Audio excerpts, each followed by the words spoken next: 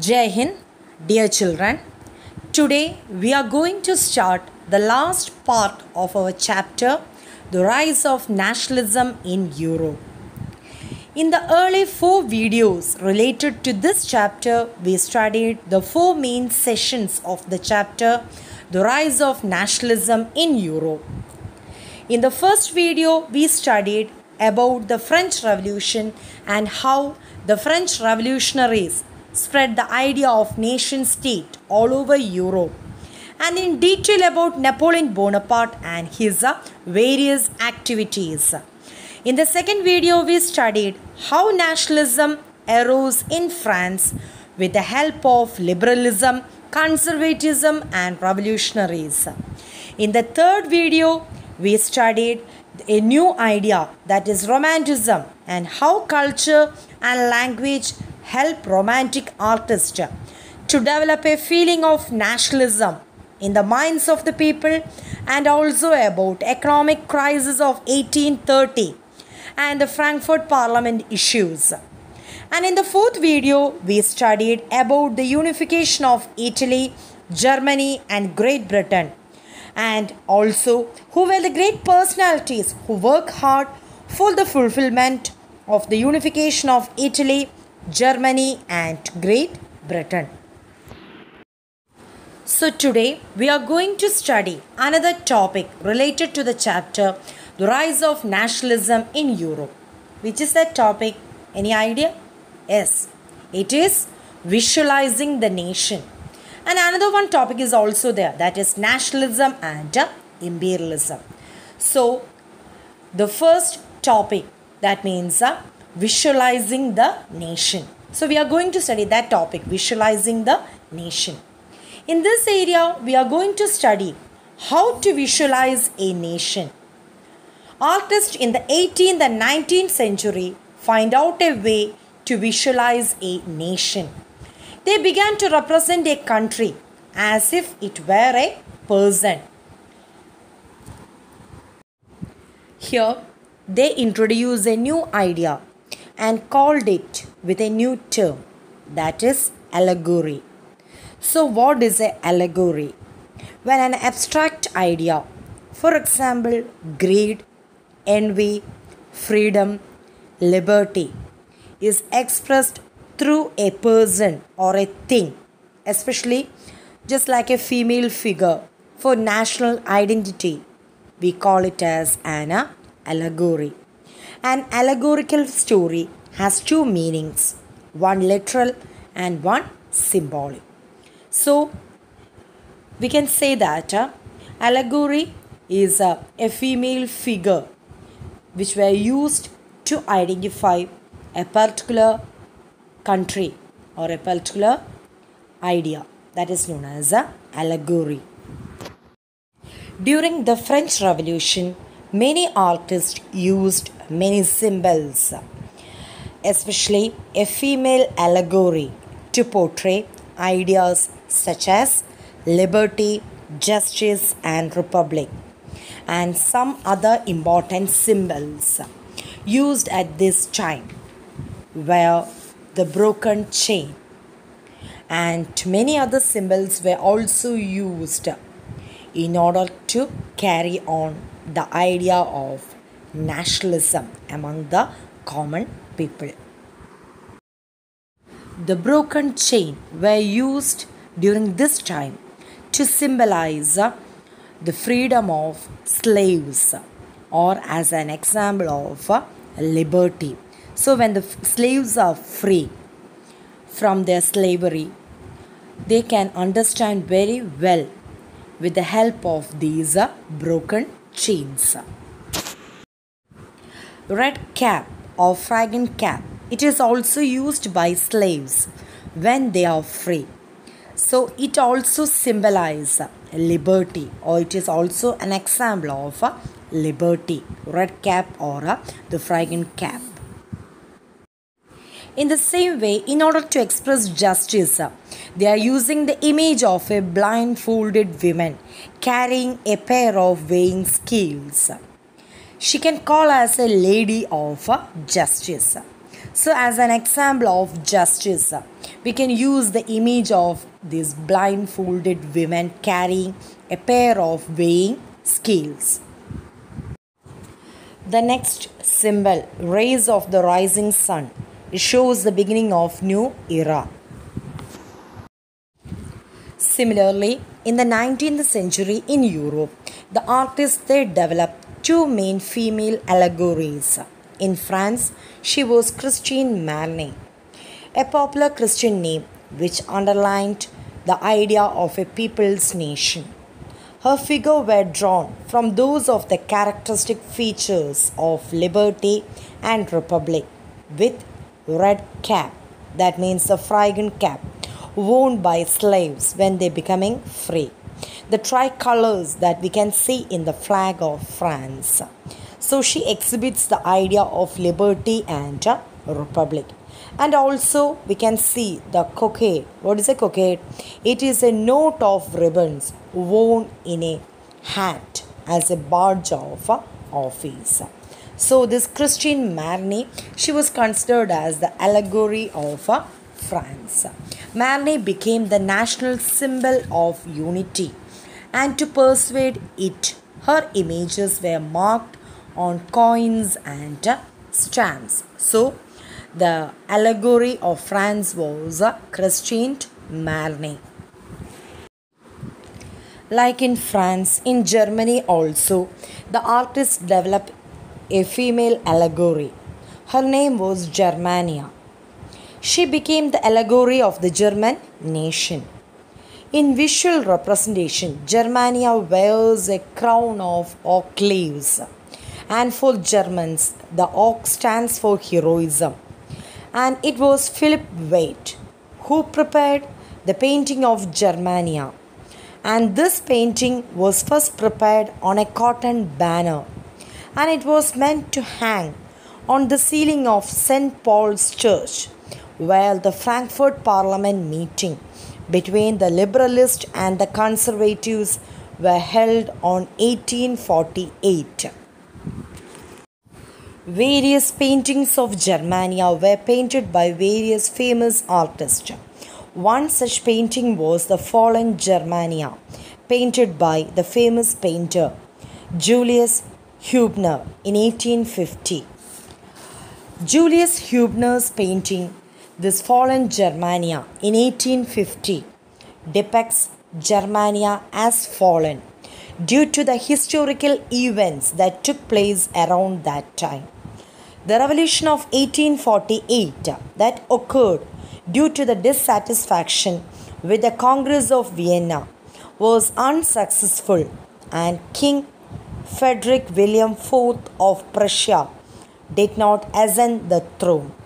So this painting symbolized loss of hope, as the crown and the standard are monarchy symbols which have been cast away. And the another one was the painting of Germania guarding the Rhine. This painting was created by Lawrence Clason in 1860. So Germania on guard at the Rhine, painted in 1860 by Lawrence Clason, is probably the best example of the use of classical themes for overtly political reason in the 19th century. This painting was a response to French sabre rattling about recapturing French territory across the Rhine. This painting symbolized the show of threat of military force. In the painting, Germania holding a sword shows the German sword protects the German right, because the German sword in the hands of Germania in this painting, it is of just like a symbol to show that this German sword protects the German Rhineland always. Several other symbols developed during this period were the breastplate with eagle. It is a symbol of German Empire strength. So the breastplate with eagle, it symbolizes the German Empire strength. Next, the crown of oak leaves. The crown of oak leaves symbolize heroism. The crown of oak leaves symbolize heroism. Olive branch around the sword. So the next one is olive branch around the sword.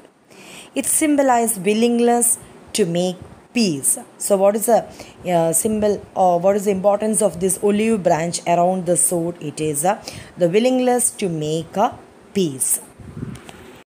The next is the black, red and gold tricolor. It is the tricolor of the flag of the liberal nationalist in 1848. So black, red and gold tricolors, they are the tricolors in the flag of the liberal nationalist in 1848. So now we are moving to the last topic of our chapter, the rise of nationalism in Europe. Which is that topic? Nationalism and imperialism. We already studied about the meaning of the term nationalism. So what is nationalism? It's a feeling of nationalist spirit towards our country. So here we want to study a new idea, which is that imperialism. So we want to know what is imperialism. What is imperialism? The policy of extending the rule or authority of an empire or nation over foreign countries, or of acquiring and holding colonies and dependencies, is known as imperialism. So what is imperialism?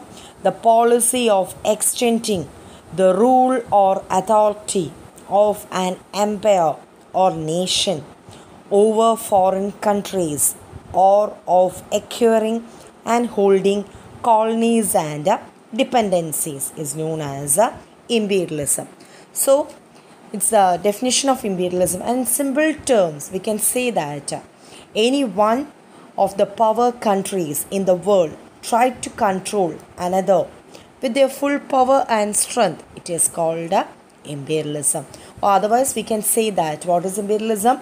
Any one of the power countries in the world tried to control another with their full power and strength, it is called as imperialism.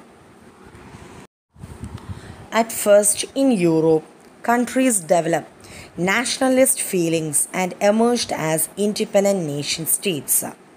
After becoming an independent country, they started the idea of imperialistic feelings in them. So, in the first quarter of the 19th century, the European powers manipulated the nationalist aspirations to develop their own imperialistic aims, for which they were ready to go for war also. In the beginning, countries in Europe, for example Britain, worked hard to become independent.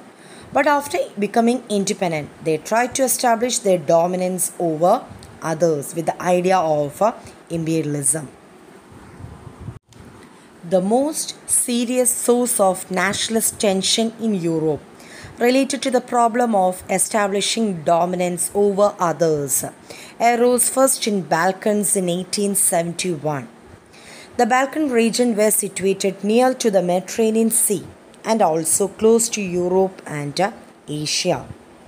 In Balkan there arose many geographical and ethnical differences.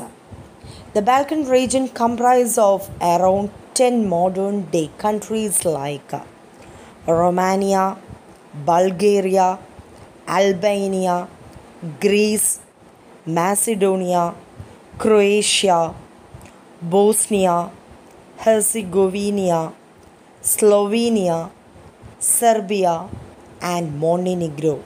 So once again, which are all the countries comprising under the Balkan region? Romania, Bulgaria, Albania, Greece, Macedonia, Croatia, Bosnia, Herzegovina, Slovenia, Serbia and Montenegro.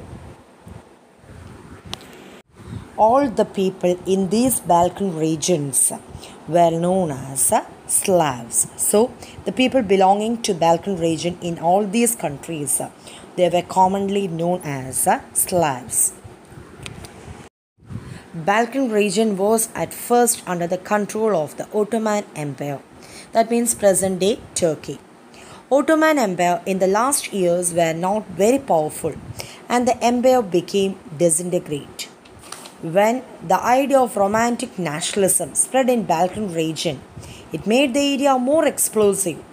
When Ottoman Empire tried to strengthen the area with modernization and new internal reforms, but it became a failure. And as a result of this, many countries broke away from the Balkan region and they became independent. The Balkan people is of the opinion about their need of independence or need of having political rights based on nationality is that they were once independent areas enjoying all freedom and but were controlled and subjugated by foreign powers. So, in order to retain their lost freedom and independence, they become rebellious to win back this lost long-lasting independence or this long-lost independence. As different Slavic nationalists struggled to define their identity and independence because they were fiercely jealous of each other and they want to gain more territory from others. As a result, the area became an area of intense conflict and the Balkan states developed in themselves a feeling of imperialism also. So when big powers like Germany, France, Austria-Hungary, Russia, when they enter into these areas in such rivalries for self-motive, many other European countries also supported them and later it paved the way for the First World War. But when nationalism aligned with imperialism, it led to great problems in 1914. In the 19th century, those countries who were colonized by the European powers began to oppose these imperialistic dominations and can be considered as anti-imperialistic powers. So what is anti-imperialism? Those powers who were against imperialism were called as anti-imperialism or anti-imperialistic forces or powers. When these anti-imperialistic forces were mainly nationalist and they want to have independent nation states with collective national identity. But in fact, the idea that society should be organized into nation states and it should be a natural and universal phenomena and all want to accept it. Okay, my dears, please watch this video very carefully, copy down the important points and read your textbook 3 or 4 times. Okay, thank you.